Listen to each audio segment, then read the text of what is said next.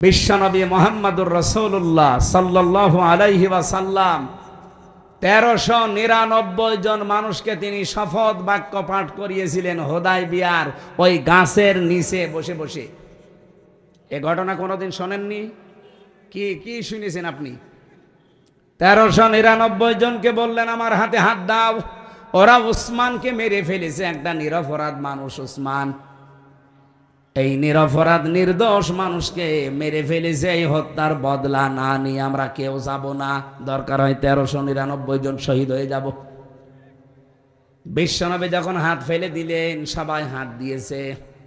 আল্লাহ পাক বলেন আমার নবী তখন নিজের বাম হাতটা উপরে তুলে দিলেন, ডাক দিয়ে বললেন সাহাবীরা, সূরা ফাতহার 18 নম্বর আয়াত এই মাত্র নাজিল হয়েছে, লাকাদ রাদিয়াল্লাহু আনিল মুমিনিন। আল্লাহ পাক বলেন অবশ্যই আমি আল্লাহ রাজি হয়ে গেছি, না রাজি হব, গেছি। রাদিয়া এটা মাঝি পাস্ট অতীতের শব্দ, এর আগে আবার লাকাদ আছে। আল্লাহ গ্যারান্টি দিয়ে বলছেন আমি কিন্তু রাজি হয়ে গেছি।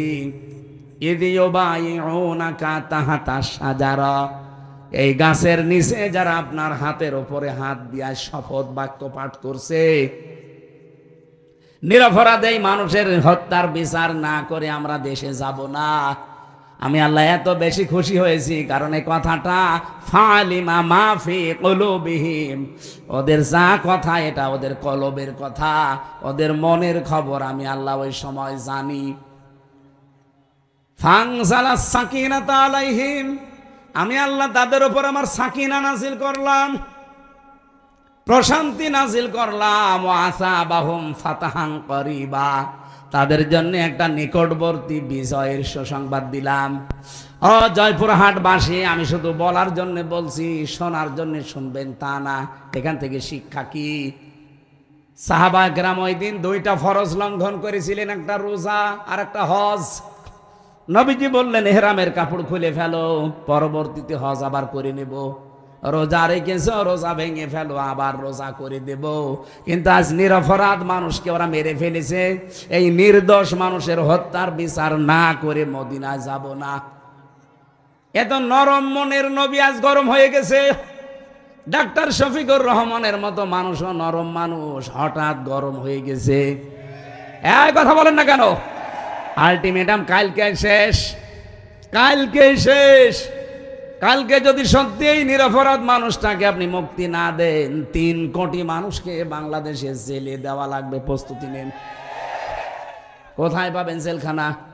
বাংলাদেশে যতগুলো জেল আছে সবচাইতে বেশি যদি মানুষ আটকিয়ে রাখেন 1,10,000 মানুষ আটবে, এরপর আসবে না। আপনি 3 কোটি মানুষ রাখবেন কোথায়? সুতরাং দেশটা যেন অশান্ত না হয়ে যায়, এই ছোট্ট বিষয়টাকে বড় করে না দেখে তাড়াতাড়ি কালকে ওনারে মুক্ত বাতাসে ফিরিয়ে দেন। হ্যাঁ, কথা বলেন না কেন? নবীজি যখন বাম হাত দিলেন, সাহাবী জিজ্ঞাসা করলেন হে নবী বাম হাতটা কিসের? আল্লাহর নবী বললেন আজকের এই শপথ অনুষ্ঠানে আমার আল্লাহ রাজি হয়ে গেছে এই 1399 জন সবার উপরে। আমার ওসমান এখানে নেই, ওসমানের ওপরও আল্লাহ তো রাজি হওয়া লাগবে, এই জন্য বাম হাতটা তুলে দিলাম, এটা আমার ওসমানের হাত। বাংলাদেশে 18 কোটি মানুষ কিন্তু রাস্তায় অলরেডি নেমে পড়েছিল এই বিক্ষোভ মিছিলে। আপনি দল মত ওখানে পাননি। আমি তো কুষ্টিয়ায় দেখলাম লক্ষ লক্ষ মানুষ রাস্তায়, এখানে দল মত নেই। সবাই আল্লাহর কোরআনের আয়াত বিশ্বাস করে এই নিরপরাধ মানুষটার মুক্তির জন্য রাস্তায় নেমেছিল। 1500 বছর আগে হুদায়বিয়াতে আল্লাহ যদি নিরপরাধ মানুষের পক্ষ অবলম্বন করার কারণে ওদের উপরে রাজি হয়ে কোরআনের আয়াত নাজিল করে, এটিএম আজহারুল ইসলামের জন্য এই নিরপরাধ নির্দোষ এই মানুষটার মুক্তির জন্য ওই দিন যারা রাস্তায় নেমেছে, আল্লাহর কসম আল্লাহ তাদের উপরও রাজি হয়ে গেছে। আমি কথা বোঝাতে পেরেছি? সত্যি কথা বলছি আমি, কিন্তু দলীয় মনোভাব নিয়ে না, আমি কোরআনের আয়াতের সাথে মিলিয়ে বললাম। ওনারা একটা নিরপরাধ মানুষের পক্ষে থাকার কারণে যদি আল্লাহ রাজি হয়ে যায়, আমরাও তো এই নিরপরাধ মানুষটার পক্ষে আছি। আপনি নিজেই বুঝতে পারছেন সে হাসিনার জিঘাংসার শিকার।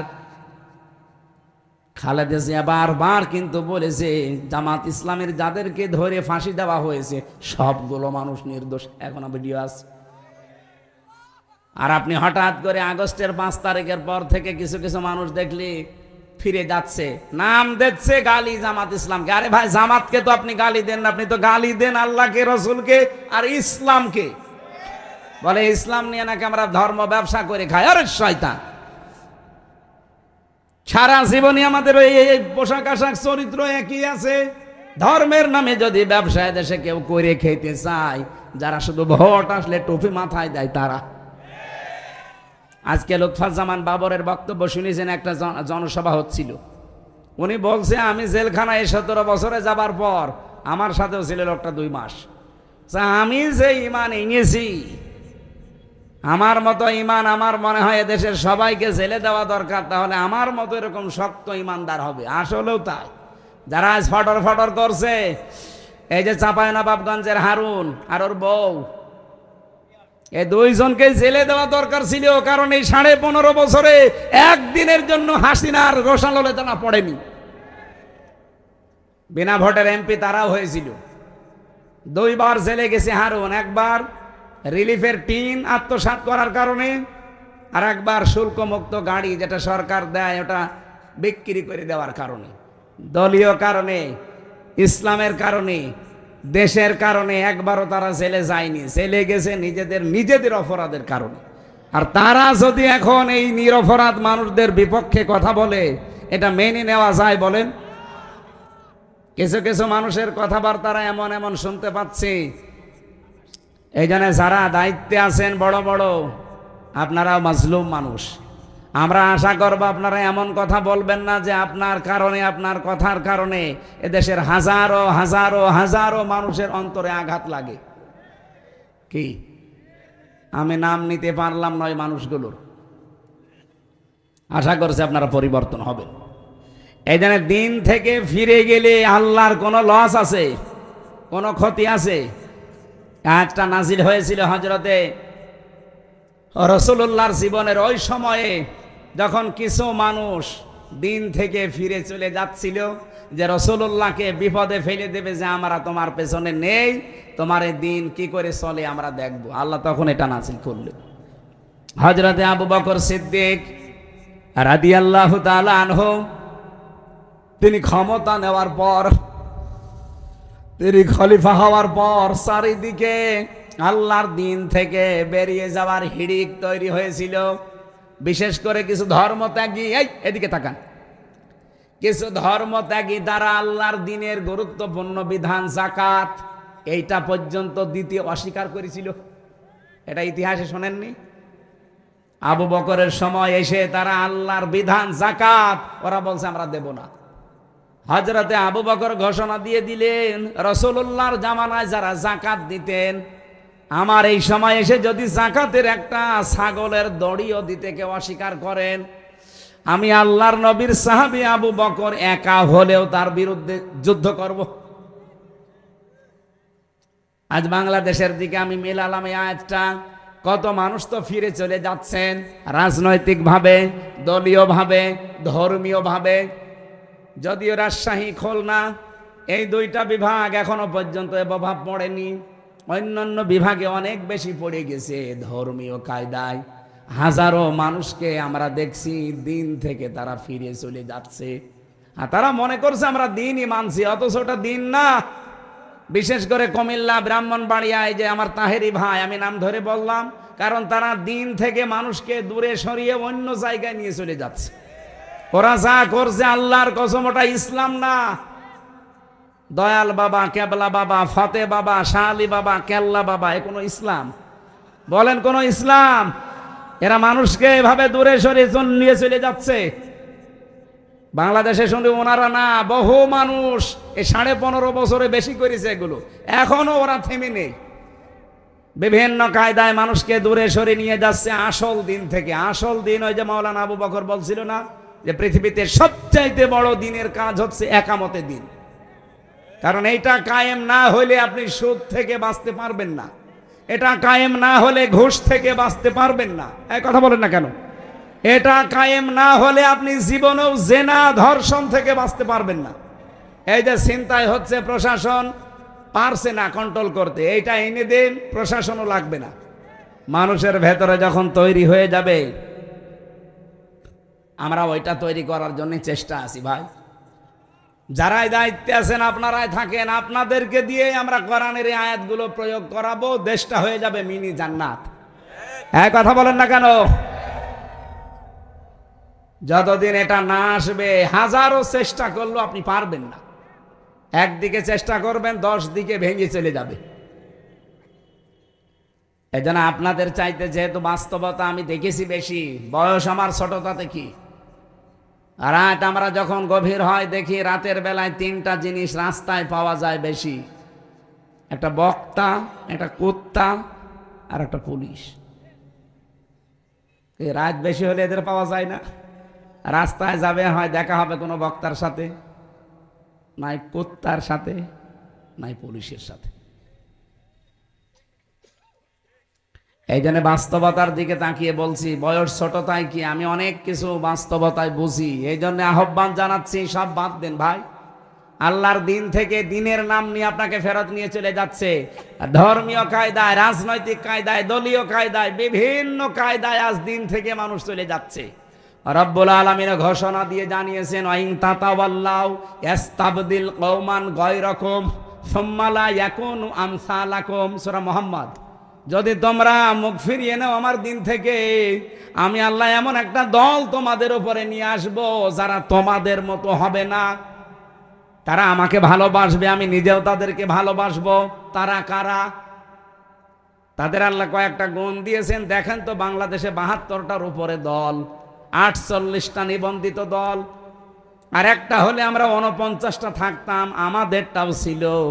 কিন্তু শয়তানরা রাগ করে, হিংসা করে, রাজনৈতিক প্রতিহিংসার কারণে আমাদেরটা আটক করে রেখেছে। আমাদের নিবন্ধন ছিল না, আমাদের মার্কা ছিল না। এই কথা বলেন না কেন? আরে ভাই, সরকার ছিল অবৈধ, রায় দিয়েছিল অবৈধ, আমাদেরটা নিবন্ধনও আটকিয়ে রেখেছিল অবৈধভাবে। তার অবৈধ কিছুই থাকার কথা না, কেন এটা আটকিয়ে রাখবেন? আমি আবার বলছি, কোনো হাইকোর্ট আমরা দেখতে চাই না।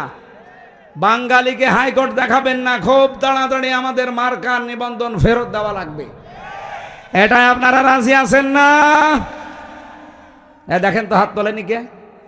দেখেন, ওই যে পেছনের ওরা হাত তোলেনি। হাত তোলেন।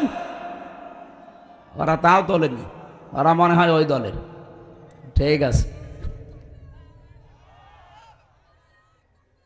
সারা দেশ থেকে এভাবে 18 কোটি মানুষ একবারে দাঁড়িয়ে যাওয়া দরকার।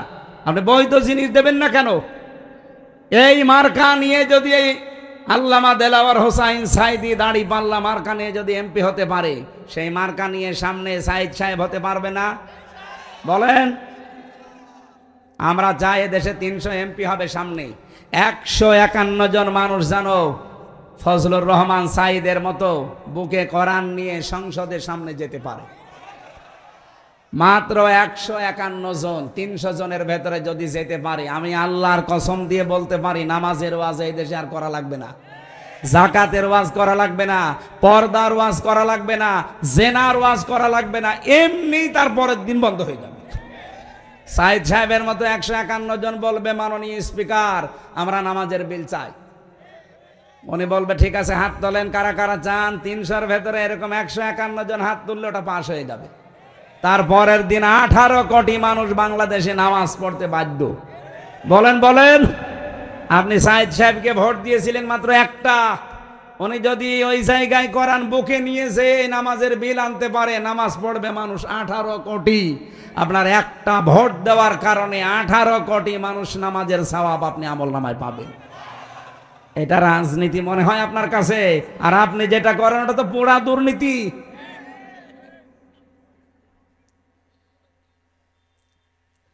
হ্যাঁ, ক্ষমতার জন্য কেউ যদি লালায়িত থাকে তাকে ভোট দেওয়া যাবে না, কিন্তু এমন এমন জায়গা আছে যেখানে ক্ষমতা চেয়ে নেওয়া জায়েজ আছে। হযরত ইউসুফ ক্বালা জাআলনি আলা খাযাইনিল আরদি ইন্নী হাফিজুন আলিম। হযরত ইউসুফ আলাইহিস সালাম বলেছিলেন, বাদশাহ, খাদ্যের দায়িত্বটা আমারে দেন, আমি সংরক্ষণ করতে পারবো। সুতরাং বাংলাদেশে অর্থনৈতিকভাবে আল্লাহর ওলি কারা এ দেশ কিন্তু প্রমাণ পেয়ে গেছে। কথা বলেন না কেন?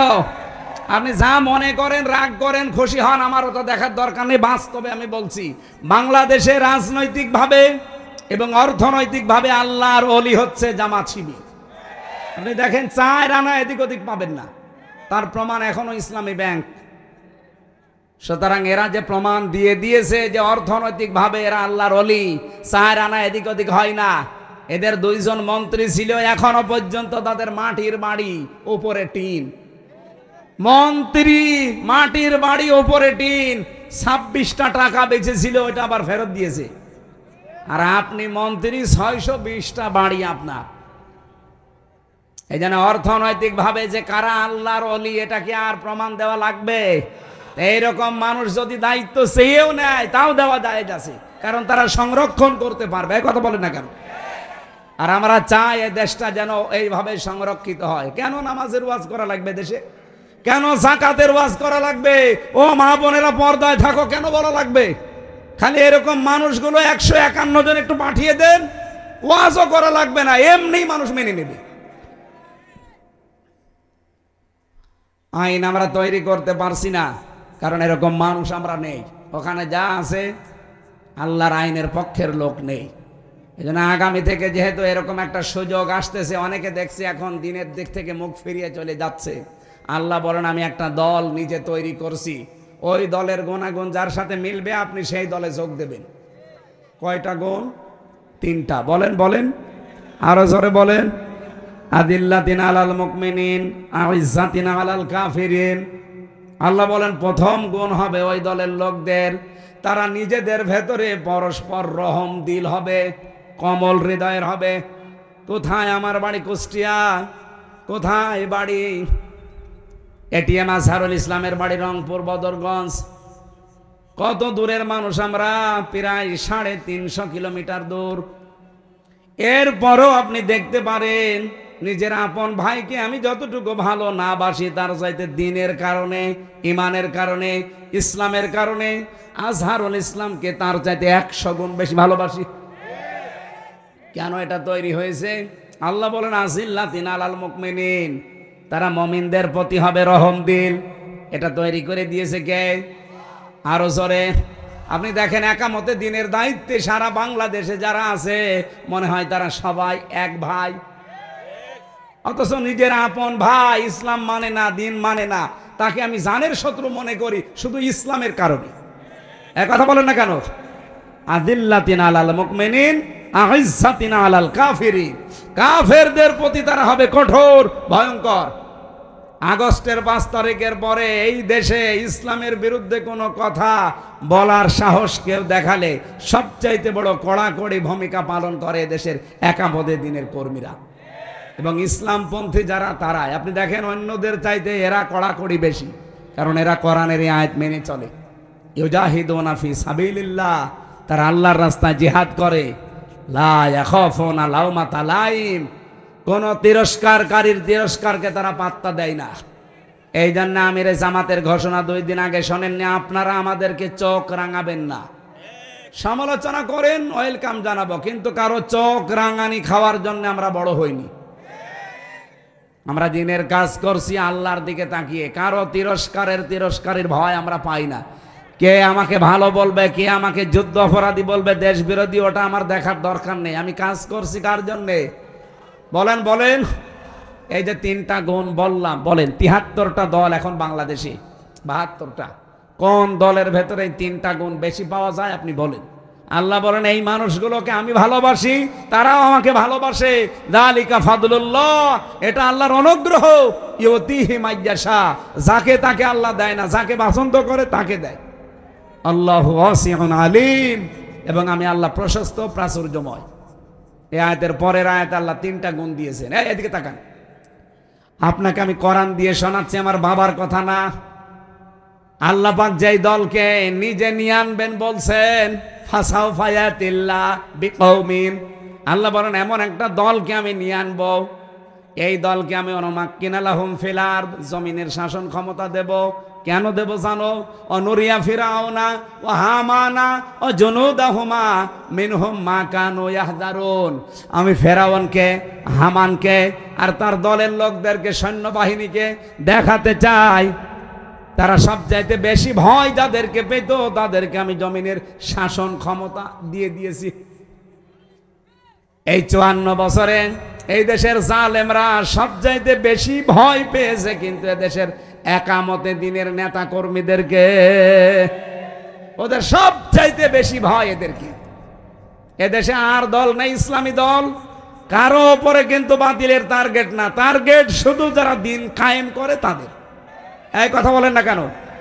আল্লাহ বলেন মিনহুম মা কানু ইয়াহদারুন, ওরা সবচেয়ে বেশি ভয় যাদের পেত তাদেরকে আমি ক্ষমতা দান করলাম। সে আল্লাহ এখন নেই, তো আয়াতে বলছে আমি দান করব, ফাইন্না হিজবাল্লাহি হুমুল গালিবুন, আমার দল এরাই হবে গালেব সামনে।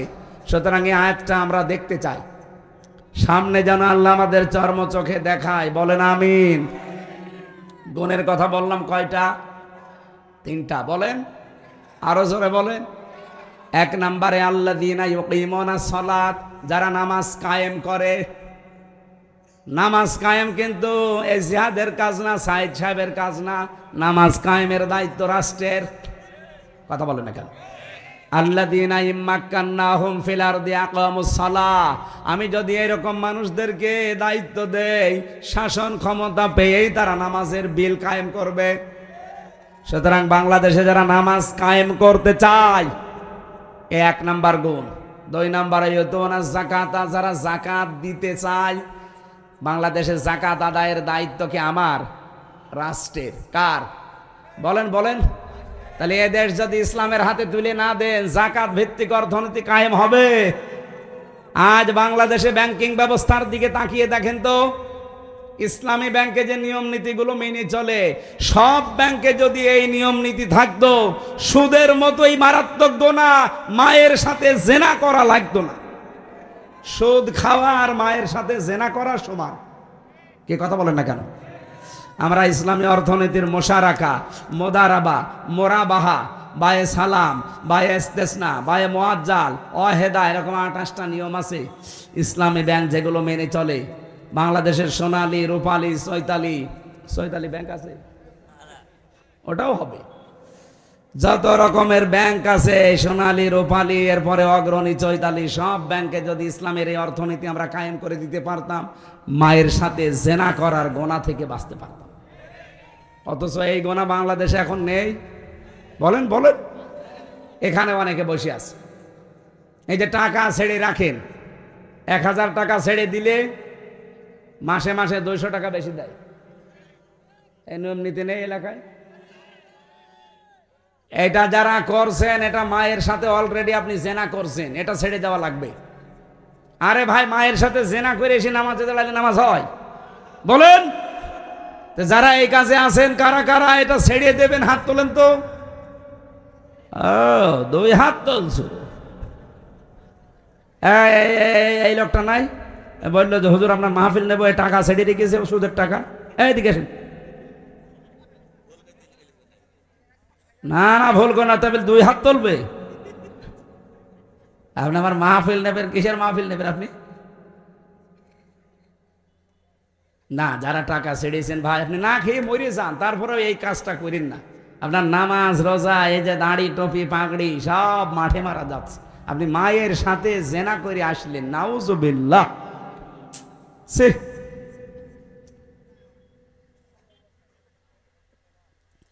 3 নম্বরে ওয়াহুম রাকিউন, যারা রুকুকারীদের সাথে রুকু করে। রুকুকারী কারা? এখানে জামাতবদ্ধ হয়ে নামাজ পড়ার কথা আছে তাফসিরে। যারা জামাতে নামাজ আদায় করে, বাংলাদেশে বললাম 72টা দল, আমি নাম ধরে বলছি আপনাদের বোঝার জন্য, রেকর্ড হচ্ছে, সারা দুনিয়া যাচ্ছে। এদেশে একটা শুধু দল আমি পেয়েছি, আপনি জামাতে নামাজ পড়েন না একা একা পড়েন, ওটা আবার লিখে রাখা লাগে। এরকম একটা দল নেই। কোরআনের সাথে যা মেলে আমি তো তাই বলবো, এর সাথে মেলে না, আমি আপনার নাম বলবো কি করে? কারণ আপনি হচ্ছে চাঁদাবাজি করে খান।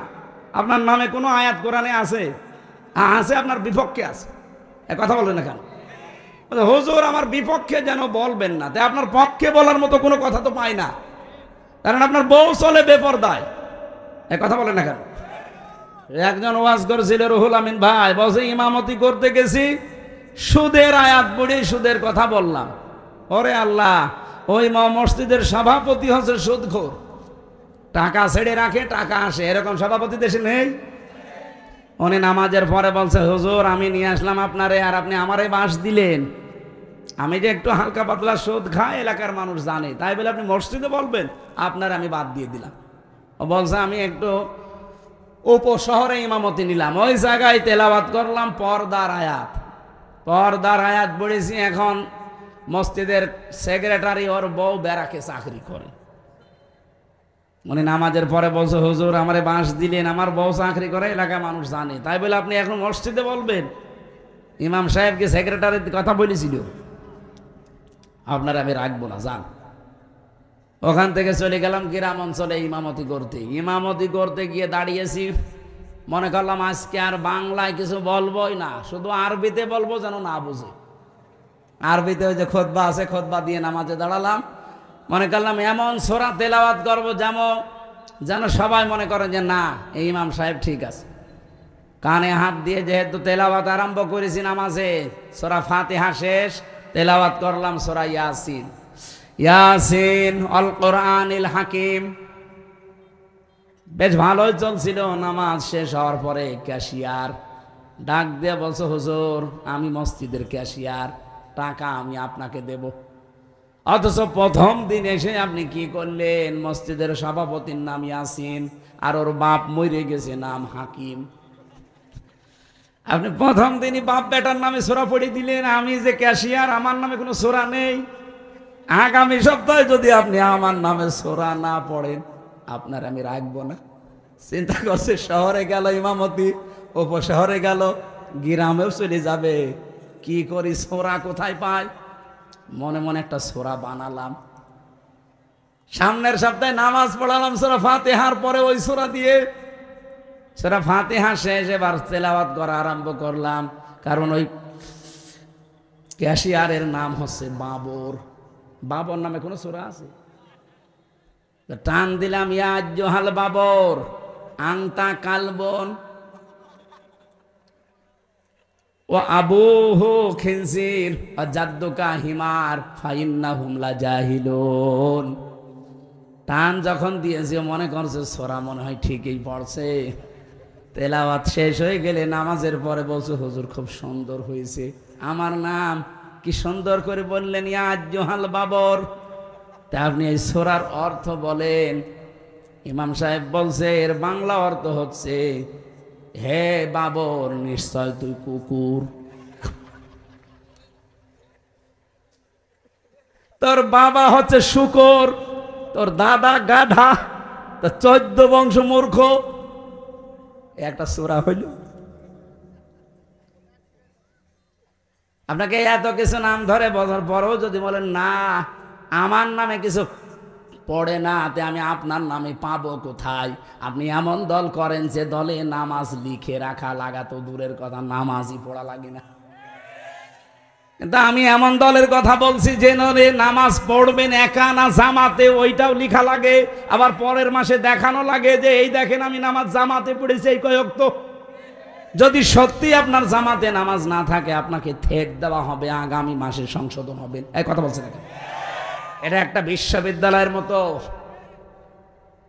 কোরআনের আয়াতের সাথে যে তিনটা, আমি তিনটাই মিলিয়ে ফেললাম। কারণ নামাজ কায়েমের আন্দোলন করে দেশে একটা মানুষ, যাকাত ভিত্তিক অর্থনীতি কায়েমে করার জন্য চেষ্টা চালায় একটা দল, জামাতের সহিত নামাজ আদায় করার জন্য উদ্বুদ্ধ করে একটা দল। তা আমি আপনার নাম পাবো কোথায়?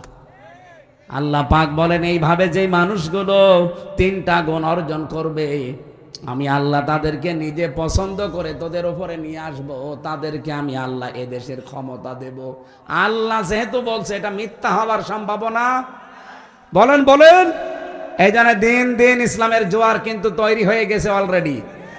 আমরা আগস্টের 5 তারিখের আগে দেখতাম এই দেশে মানুষ 100 জনের 15 জন বলতো আমরা ইসলাম চাই। আর এখন এই যে ফেব্রুয়ারির 18 তারিখ, আজকে তো 24 তারিখ, 18 তারিখ একটা জরিপ পেয়েছিলাম, এদেশের 100 জনের 66 জন মানুষ বলছে আমরা এদেশে ইসলাম কায়েম চাই।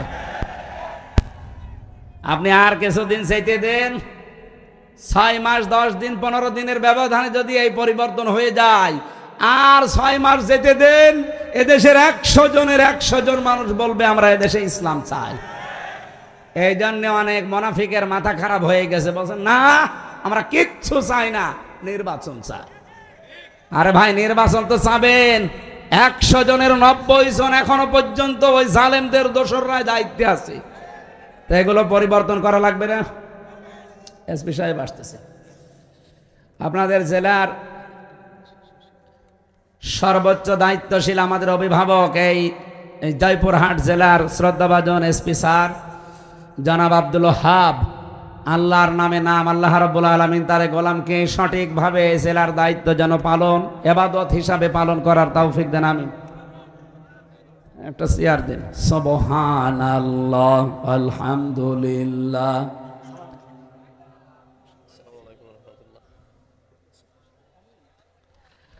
লা ইলাহা ইল্লাল্লাহ, মুহাম্মাদুর রাসূলুল্লাহ। এই বসো বসো বসো। নূর আলম ভাই, ওসি, আমাদের ওসি সাহেব এসেছে, এসপি সাহেব এসেছে। আপনাদের কিছু ফর্মালিটি আছে, একটু করেন। আমরা 1-1.5 মিনিট সময় দিচ্ছি, করেন। সম্মানিত মানুষদেরকে সম্মান দেওয়া ইমানের দায়িত্ব দেন। সেখানে আপনারা দেন। না না না না না, এদের যেহেতু আছে নিয়ম দেন। কমিটি কয়, কমিটির লোকজন দিয়ে দেন। আমরা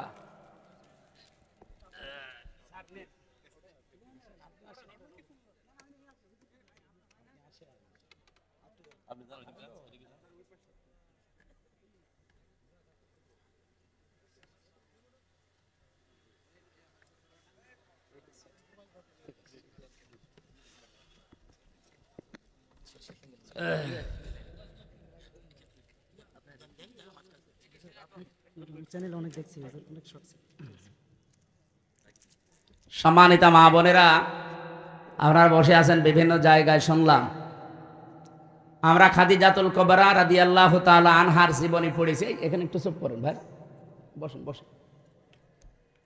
মা বোনদেরকে জান্নাতের যে কাজগুলো আছে, সর্বোত্তম কাজ আপনার বাড়িতে যে দায়িত্বগুলো আছে, এগুলো পালন করবেন। খাদিজাতুল কুবরার পুরা জীবনী দেখেছি, তাকে আল্লাহ নিজে জান্নাতে ঘর বানিয়ে পাঠিয়েছিলেন, অথচ জীবনে তিনি 1 ওয়াক্ত নামাজ পড়েননি, একটা রোজা রাখেননি, একটা টাকাও দান করেননি, জীবনে একটা সাদকা করেননি, কোনোদিন হজও করেননি, একদিনও পর্দায় থাকেননি। কারণ এই বিধানগুলো সব তার ইন্তেকালের পরে নাজিল হয়েছে। কথা বুঝতেছেন? এই জন্য এগুলো তিনি পালন করতে পারেননি, অথচ আল্লাহ নিজে জান্নাতে ঘর বানিয়ে তার জন্য পাঠিয়ে দিয়েছিলেন দুনিয়ায়। সুসংবাদ জানিয়েছেন, একটা মহিলাকে আল্লাহ সালাম দিয়েছেন, তার নাম খাদিজাতুল কুবরা রাদিয়াল্লাহু তাআলা আনহা। আমি তার পুরা জীবনীতে এইটাই পেয়েছি, আল্লাহ রাব্বুল আলামিন সালাম দেওয়া, জান্নাতে ঘর তৈরি করে পাঠিয়ে দেওয়া সুসংবাদ একটা কারণে, তিনি তার স্বামীর পেছনে সব উজাড় করে দিয়েছিলেন। আজ হাজারো পরিবারে স্ত্রীর ছোট মনের কারণে অনেক সন্তান, আমরা যারা স্বামী আছি, মানসিক রোগী হয়ে যাচ্ছে। আমি নিজে স্বামী, এখানে যত স্বামী বসে আছে, প্রত্যেক স্বামীর পক্ষ থেকে আমি বলতে পারি, পৃথিবীতে এমন কোনো স্বামী নেই যে বিয়ের পরে আমার মা বাবা আলাদা হয়ে যাক, এটা আমরা চাই। বলেন, 100টার 98টা পরিবারে আমরা বাধ্য হই। এই কথা বলেন না কেন? মা বাবাকে হয় আলাদা করে দেয়, নাই বাড়ি থেকে তাড়িয়ে দেয়, নাই বৃদ্ধাশ্রমে রেখে আসে, অথবা আর এক ভাইয়ের আন্ডারে দিয়ে দেয়। এরকম বহু মামলা ওসি সাহেবদেরকে থানাতে হ্যান্ডেলিং করা লাগছে। না, এগুলো আমাদের চরিত্র সংশোধন হওয়ার জন্য যাদের সাপোর্ট লাগবে তারা আমাদের স্ত্রী। সম্মানিতা মা বোনেরা, আমি আবার বলছি, শ্বশুর শাশুড়িকে যতদিন পর্যন্ত নিজের মা বাবার মতো মনে না করবে, ততদিন জীবনও স্বামীর মন পাবেন না। হ্যাঁ, উপরে উপরে আপনাকে আমি ভালোবাসতে পারি, কিন্তু আমি মানসিক রোগী হয়ে যাব আপনার কারণে। এরকম সমস্যা দেশে নেই? বলেন বলেন। আপনার স্বামী যদি দিনের কাজে থাকে, মানবতার কাজে থাকে, খাদিজাতুল কুবরার মতো পেছন দরজা দিয়ে সাহায্য করবেন, যতটুকু সমর্থ আছে উৎসাহ দেবেন। কিয়ামতে খাদিজাতুল কুবরার সাথে আপনি জান্নাতে একই সাথে থাকতে পারবেন। আল্লাহ মেয়েদেরকে খাদিজার মতো হওয়ার তৌফিক দেন, বলেন আমিন। দ্বিতীয় নম্বরে বোনদের, মেয়েদের, এই দুই জায়গায় মানুষ এসে একটু ঝামেলা বাঁধায়। এরা জমি জায়গা এদের দিতে চায় না। এরকম বহু মামলা ওনাদের কাছে যাচ্ছে এই জমি জায়গা সংক্রান্ত। বোনের জমি আর ফুফুর জমি, মেয়ের জমি দিতে চান না কোন কারণে?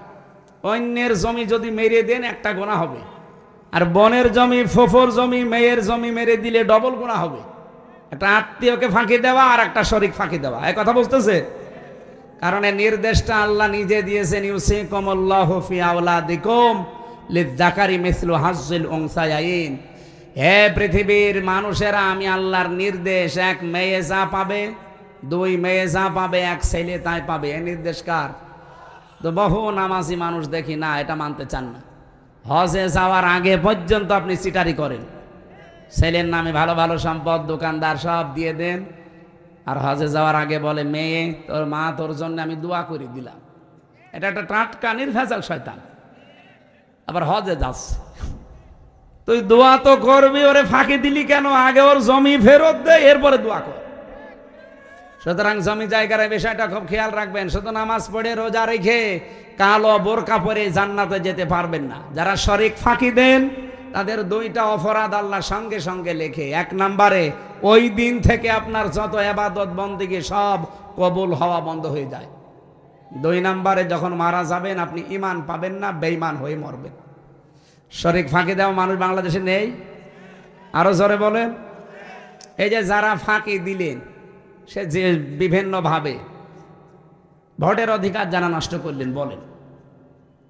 আমি এক ওসি সাহেবকে পেয়েছিলাম জেলখানায়। উনি আমার মাঝে মাঝে বলতো, হুজুর আমি একটা তওবা করেছিলাম, আমার এই তওবাটা কত দূর হইল আপনি দেখেন তো। বলছে, কি তওবা? বলছে, নির্বাচনে আমি বাইরে ছিলাম, এই যে ভোট গেল, এই ভোটে আমি বাইরে ছিলাম। আমি রাত 12টার পর থেকে আমার যা লোকজন আছে এদেরকে নিয়ে ভোট কাটা আরম্ভ করলাম, ফজর পর্যন্ত। বাক্সগুলো ফজরের আজান হয়ে গেল, সব বিভিন্ন জায়গায় পাঠিয়ে দিলাম। আমি গোসল করে আসলাম, 2 রাকাত তওবার নামাজ পড়লাম, আর বললাম আস্তাগফিরুল্লাহ। এই জন্য আমার এই তওবা হয়েছে, যে কোরআন শরীফ আমার সামনে। এইভাবে আমি ফাঁসির কন্ডেম ছেলে ছিলাম, আমার সাথে দেখা করতে যেই কথা বলছিল, উনি এখন বের হয়েছে। আমি বলছি, না আপনি তো আর আল্লাহর কাছে অপরাধ করেননি যে আস্তাগফিরুল্লাহ পড়ছেন, আপনি অপরাধ করেছেন হামজার কাছে। কারণ একটা এমপি বানাতে 3.5 লাখ 4 লাখ হামজা লাগে, তাদের ভোট আপনি একাই সব করে দিলেন। মাপ যদি পেতে চান, আগে যাদের অধিকার নষ্ট করলেন তাদের কাছে যে বলেন যে আমার ভুল হয়ে গেছে, এখন কি করবেন করেন।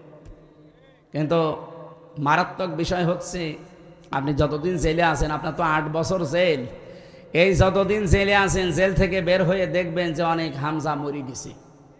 কি আপনি তাদের কাছে ক্ষমা চাবেন কি করে? এই জন্যে কোনো জালেমের হুকুম মানতে গিয়ে, জালেমকে টিকিয়ে রাখতে গিয়ে নিজের আখেরাত যেন আমরা নষ্ট করে না ফেলি। আমি কথা কি বোঝাতে চেয়েছি? বোঝা গেছে? আগামীতেও যদি এরকম কিছু আসে, কাউকে খুশি করতে গিয়ে, শান্তি দিতে গিয়ে নিজের আখেরাত নিজে নষ্ট করেন না। আপনার বউ আপনাকে যতই ভালোবাসুক, যে বলেন তো যে আমি একটু বাম হাতের ইনকাম করি, হালকা পাতলা একটু গোনা হয়, এই গোনা কি তুমি নিবা? বলছে, বিয়ে করেছেন আপনি, কি খাওয়াবেন আপনি জানেন। সুতরাং ওর খুশির জন্য, ওর আনন্দের জন্য আপনি বাম হাতের ইনকাম করবেন কেন? যতটুকু পারেন আপনার যা আছে ডান হাতের ইনকাম নিয়ে চলার চেষ্টা করেন। কেউ কারো জন্য উপকার করতে পারবে না কিয়ামতে, আর কেউ কারো আপনও না। সবগুলো দুনিয়াটা আল্লাহ বানিয়েছেন একটা ধোঁকা। দুনিয়া কি? আমার পূর্বপুরুষ যারা, আমি 3 পুরুষ চিনি। আমার বাবা রিয়াজউদ্দিন, তার বাবা জাহান আলী, তার বাবা নোমাজ আলী, এরপরে আমি চিনি না। সত্যি কথা বলছি, আমি চিনি না, আর আমি জানিও না। এখন বলেন তো, এই যে নোমাজ আলীর বাবা কে? আমি জানি না। মনে করেন তার নাম হজরত আলী। এখন এই লোকটা খুব বেশি হলেও 61 বছর আগে মরে গেছে। আমি হিসাব করে দেখলাম, মাত্র 61 বছর আগে। এই লোকটা যদি এখন কুষ্টিয়ায় এসে বলে যে এই 2 তলা বাড়ি আমার, আমি এই জমি জায়গায় এই ভিটা মিটা সব আমি বানিয়েছিলাম, আমি এখানে থাকতে চাই, আপনারা বলেন আমি ওরে উঠতে দেব? কিসের নোমাজ আলীর বাপ আপনি? আমি তো নোমাজ আলীকে চিনি না। আমি কি বেশি বললাম? এটা হবে। এই জন্য যাদের জন্য যা করছেন এগুলোই কিন্তু মারাত্মক শত্রু হয়ে দাঁড়াবে সামনে। এই জন্য কারো জন্য কিছু করতে গিয়ে আপনি নিজের আখেরাতটা অলরেডি নষ্ট করেন না। এটা পাগল ছাড়া কেউ করে না। আমি এখন মারা গেলে সত্যি কথা বলছি, বাড়ি নিয়ে যাবেন, আমার বউকে যদি বলেন হামজা মরে গেছে পাহারা দেন, ও বলবে না, জিন আসবে। পাহারা দিতে হলে 3-4 জন দেন, একসাথে দেই, সকাল হলে আমারে কবরে দিয়ে দেবে। কবরে দিয়ে হয়তো 2-3 দিন খুব কান্নাকাটি করবে, এত শখের স্বামী আমার মরে গেল। হয়তো 7 দিন আরো বেশি কান্নাকাটি করবে। 4 মাস 10 দিন পরে ঠিক আমার শ্বশুর শাশুড়ি এসে ম্যাডামরে নিয়ে যাবে, বলবে চাল তোরা আরেকবার বিয়ে দেব। আর কয় বছর রাখবে? বিয়ের 7 দিন পরে ওই ম্যাডাম ওর বাবার কাছে কল দিয়ে বলবে, বাবা হামজা তো আর কি ছিল, এখন যে জামা এ 100 ভাগ ভালো। অথচ ওই ম্যাডামের কারণে আমি যদি বাম হাতের ইনকাম চালাই। আমি আশা করছি কি বোঝাতে চাই আপনি বুঝেছেন। সৎ থাকার চেষ্টা করেন। ইবাদত বন্দেগী কবুল হওয়ার যে ফর্মুলা, প্রথমটা হচ্ছে হালাল রুজি। ওয়াজ তো এইটাই। এটা যদি আমরা আজ মেনে চলতে পারতাম, বাংলাদেশ দুর্নীতি মুক্ত হতো। কত হাজার হাজার কোটি টাকা পাচার করলেন, কি হলো বলেন? আপনি তাদের দিকে এখন তাকিয়ে বলেন, এই যে সালমান এফ রহমান দরবেশ 36,000 কোটি টাকা। আমার মনে হয় আমি সারা জীবনে গণনা করেও শেষ করতে পারবো না। কিন্তু তার টাকায় কি এখন কোনো কাজ হলো? সে এখন আমার মতো ওই মাটির ফ্লোরে থাকে। আমি আশা করছি আল্লাহ রাব্বুল আলামিন আমাদের আখিরাতটা বিশাল আকারে যেন তৈরি করে দেয়, আমাদের যেন আফসোস না থাকে। মরণের পরে মানুষের শুধু আফসোস একটাই থাকবে, যে সময়টা হেলাই খেলায় আমরা নষ্ট করেছি। এই জন্য যতটুকু সময় বাকি আছে সামনে এমনভাবে কাটাবো যেন আখিরাতের বিশাল ঘর প্রত্যেকের জন্য তৈরি হয়। আল্লাহ তৌফিক দিও, বলেন আমিন। সামনে কোরআনের আয়াতের সাথে যেগুলো বললাম, আল্লাহ যেন এগুলো আমাদেরকে দেখান, কারণ কোরআনের এই শব্দগুলো 100 ভাগ অথেন্টিক।